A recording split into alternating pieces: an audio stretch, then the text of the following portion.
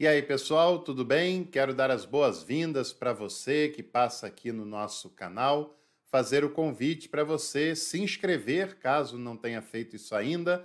Ative todas as notificações ali no sininho para não perder nada do que a gente produz diariamente aqui no canal. E também não se esqueça de curtir esse vídeo e de compartilhá-lo com os seus grupos, as suas redes sociais, com pessoas que você queira fazer isso. Você sabe que nos domingos à noite nós temos um espaço para pensarmos um pouco mais, refletirmos e conhecermos melhor uma passagem do Novo Testamento, né? E comentarmos sobre ela. Aliás, se você tiver alguma sugestão de alguma passagem dos Evangelhos ou do Novo Testamento que você queira que seja o texto base para alguma reflexão nossa, pode usar os comentários para fazer essa sugestão. Quem sabe a gente não aproveita sugestões vindas de vocês para fazermos vídeos como esse aqui. Lembrando que todo domingo, meio-dia, tem EBD online, à noite tem a nossa reflexão e durante toda a semana tem conteúdos inéditos aqui no canal. O texto que eu farei a leitura nessa oportunidade está em Lucas, capítulo 14, do versículo 1 até o versículo 6. Certo sábado, ele entrou na casa de um dos chefes dos fariseus para tomar uma refeição. Eles o observavam com atenção e ali diante dele se achava um homem hidrópico. Tomando a palavra, Jesus disse aos especialistas da lei e aos fariseus: é permitido curar no sábado ou não? Eles, porém, ficaram calados. Jesus tomou o doente, curou-o e o dispensou. E lhes disse: qual de vós, se o filho ou o boi cair em um poço, não o tirará imediatamente no dia de sábado? E eles não foram capazes de retrucar a isso. Bom, essa é uma passagem interessante. E um caso como esse, né, de um homem sofrendo com esse tipo de enfermidade, é raro aqui no texto bíblico, mas situações escorregadias, pegajosas como essas não são tão raras assim. Em alguns momentos, os religiosos, os fariseus, os escribas, tentam armar algumas ciladas para tentar expor Jesus, para tentar fazer Jesus cair em contradição com o que ele ensinava, para tentar forçar alguma blasfêmia de Jesus e justificar algum processo religioso contra ele, para tentar jogá-lo contra a população ou o império, enfim, religiosos profundamente ameaçados, que se sentiam ameaçados pela pregação acolhedora e libertadora de Jesus e tentavam de todas as maneiras uma ocasião para silenciar Jesus, para condenar Jesus de alguma maneira. E aqueles religiosos se usavam de vários subterfúgios para tentar fazer isso, mas todas as vezes eram surpreendidos pela sabedoria com a qual Jesus lidava com essas situações. Nós temos alguns dados aqui que são interessantes. Primeiro, isso acontece num sábado. Você já sabe toda a problemática envolvendo o sábado. Era uma situação criada por Deus, na lei de Deus, para que o ser humano descansasse e pudesse no sábado cuidar de si mesmo, cuidar da sua família, cuidar da sua relação com a criação e cuidar da sua espiritualidade. Mas tudo que é positivo, tudo que é saudável, nas mãos de religiosos enciumados, inseguros, acaba se transformando em peso e em algemas. E chegou um momento que havia regras, inclusive, da quantidade de passos que uma pessoa poderia dar em dia de sábado, para não configurar esforço e, consequentemente, um pecado cerimonial daquela pessoa. A pessoa era obrigada a jejuar e os seus animais, inclusive, eram obrigados também a jejuar juntamente com ela. E chegou um momento que a lei do sábado era verdadeiramente insuportável para as pessoas. E Jesus questiona isso. Jesus está na casa de um dos chefes da sinagoga, provavelmente numa transição de um dia para o outro, e ali é colocado um homem hidrópico, um homem que está com uma enfermidade, um homem que está acumulando líquidos além da normalidade. Isso significa hidropsia.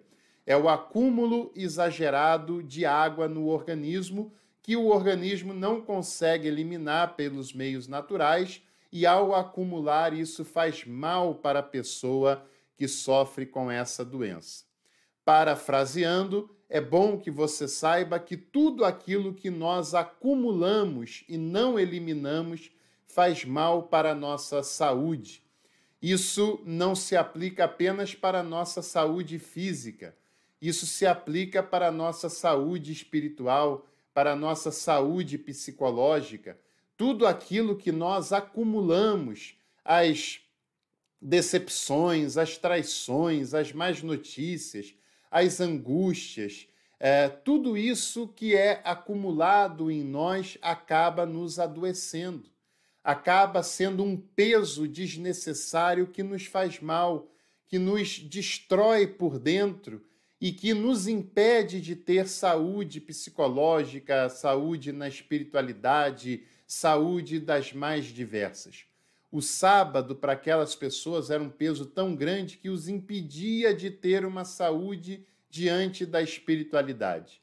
E quantas normas, leis, regras, determinações religiosas são tão pesadas que acaba tirando das pessoas a alegria de viver uma espiritualidade sadia, uma espiritualidade frutífera e humanizadora, e acaba se tornando verdadeiros grilhões para as suas vidas, e acaba se tornando verdadeiras prisões e pesos sobre os seus ombros. E você também não deve permitir isso nem através das expressões religiosas que você conhece, como na sua vida pessoal você deve se livrar das angústias, das decepções, das dores causadas pelas aflições do dia a dia. Deve colocar isso para fora, deve se livrar disso, deve dar espaço para as boas notícias, para a esperança, para o evangelho, para a graça de Deus habitar na sua vida. É claro que todas as pessoas passam por dores, tribulações, aflições, angústias, decepções, umas mais, outras menos, mas aquilo que define a nossa doença ou a nossa saúde é a capacidade que tivermos de deixar com que isso se vá do nosso organismo, deixar com que isso vá embora o quanto antes dentro de nós, né?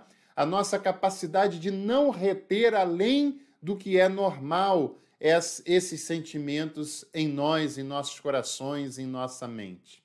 Aquele homem é colocado diante de Jesus não porque os fariseus e os religiosos tinham qualquer tipo de bons sentimentos para com ele.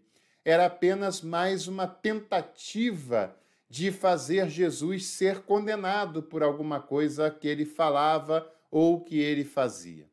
E Jesus simplesmente não se intimida com aquelas armações e cura aquele homem da sua enfermidade.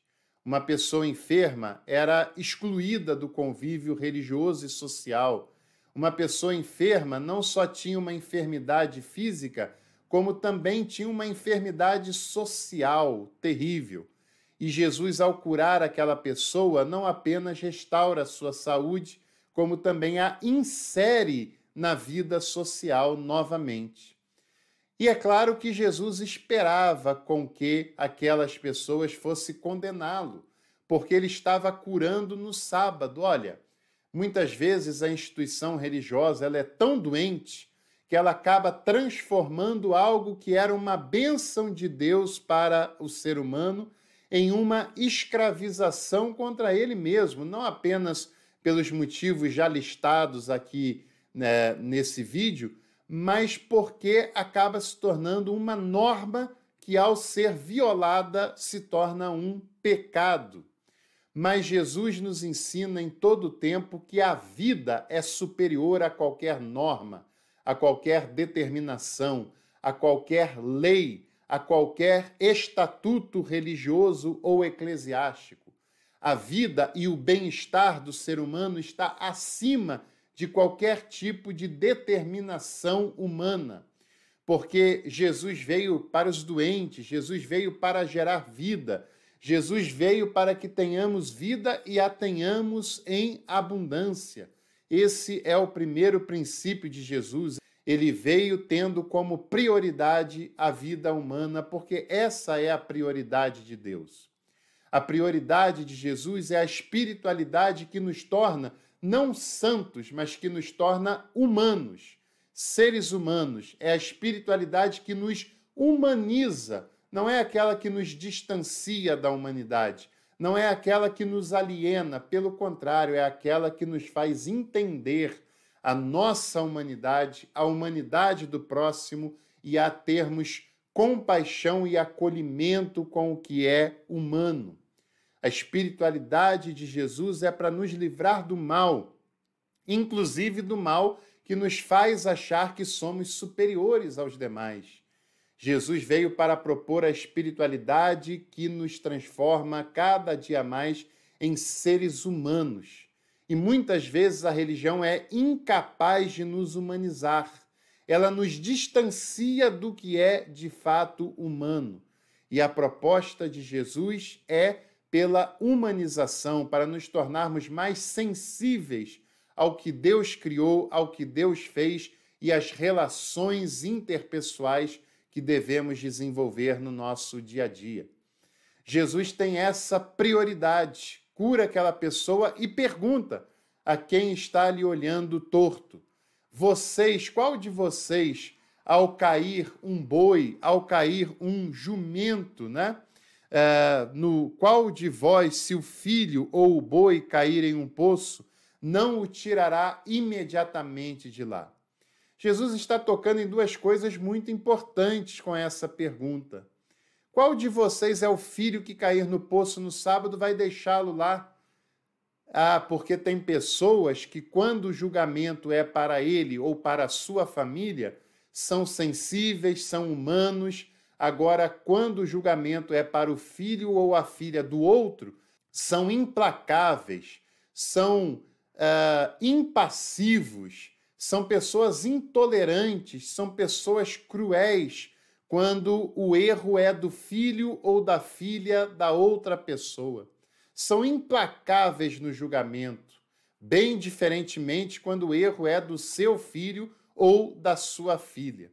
E outra coisa que Jesus questiona com essa pergunta: qual de vocês que cair o boi no poço não vai lá resgatar? Por que o boi? Porque o boi gerava lucro. O boi era patrimônio daquela pessoa. E tem muitas pessoas que colocam o patrimônio na frente da vida, que colocam o dinheiro na frente do sofrimento humano, que colocam a ganância de ter cada vez mais à frente do bem-estar de outras pessoas que são vitimadas por esse egoísmo.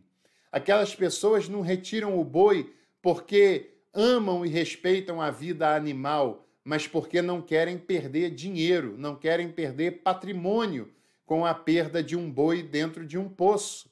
E hoje muitas pessoas, da mesma maneira, oprimem outras pessoas, inclusive religiosos fazem isso, oprimem outras pessoas para não faltar o dízimo, para não faltar o dinheiro, para não faltar a ostentação que garante a sua vida e o seu conforto, e são insensíveis à dor e ao sofrimento de outras pessoas. E Jesus nos ensina que a vida humana está acima de qualquer lei, de qualquer determinação.